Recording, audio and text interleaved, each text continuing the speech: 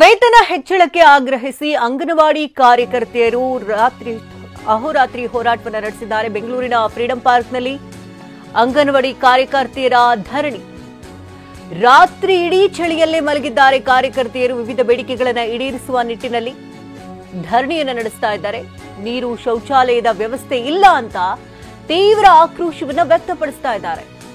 ನಮ್ಮ ಪ್ರತಿಭಟನೆಗೆ ಸರ್ಕಾರ ಸಕಾರಾತ್ಮಕ ಪ್ರತಿಕ್ರಿಯೆಯನ್ನ ನೀಡಿಲ್ಲ. ವೇತನ ಹೆಚ್ಚಳ ಮಾಡದಿದ್ರೆ ಪ್ರತಿಭಟನೆಯನ್ನ ಕೈ ಬಿಡೋದಿಲ್ಲ ಅಂತ ಆಗ್ರಹಿಸ್ತಾ ಇದ್ದಾರೆ. ಸರ್ಕಾರ ವೇತನ ಹೆಚ್ಚಳ ಮಾಡಿ ಆದೇಶಿಸಬೇಕು ಅಂತ ಆಗ್ರಹಿಸ್ತಾ ಇದ್ದಾರೆ. ದೃಶ್ಯಗಳಲ್ಲಿ ನೀವು ಗಮನಿಸ್ತಾ ಇರಬಹುದು, ವೇತನ ಹೆಚ್ಚಳಕ್ಕೆ ಆಗ್ರಹಿಸಿ ಅಂಗನವಾಡಿ ಕಾರ್ಯಕರ್ತೆಯರ ಅಹೋರಾತ್ರಿ ಧರಣಿ ಮುಂದುವರೆದಿದೆ. ರಾತ್ರಿ ಪೂರ್ತಿ ಫ್ರೀಡಂ ಪಾರ್ಕ್ನಲ್ಲಿ ಕಾಲ ಕಳೆದಿದ್ದಾರೆ.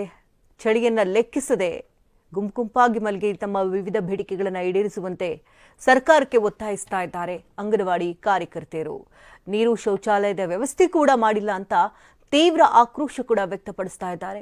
ನಮ್ಮ ಪ್ರತಿಭಟನೆಗೆ ಏನಾದರೂ ಸರ್ಕಾರ ಸಕಾರಾತ್ಮಕ ಪ್ರತಿಕ್ರಿಯೆಯನ್ನು ನೀಡಲಿಲ್ಲ ಆದರೆ, ವೇತನ ಹೆಚ್ಚಳ ಮಾಡ್ತಿದ್ರೆ ಪ್ರತಿಭಟನೆಯನ್ನು ನಾವು ಕೈ ಬಿಡೋದಿಲ್ಲ.